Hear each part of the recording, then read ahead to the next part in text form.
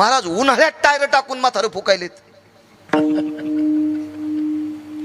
आणि बाहेर काढताना बॉम्ब लायलेत, दादा कसे होते.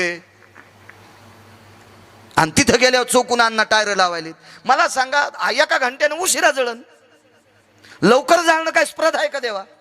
ज्या व्यक्तीनं आपल्यावर अतूट प्रेम केलंय त्या व्यक्तीला आपण टायर टाकून फुकावं, पेट्रोल टाकून फुकावं, डिझेलच्या कॅनी टाकून फुकावं.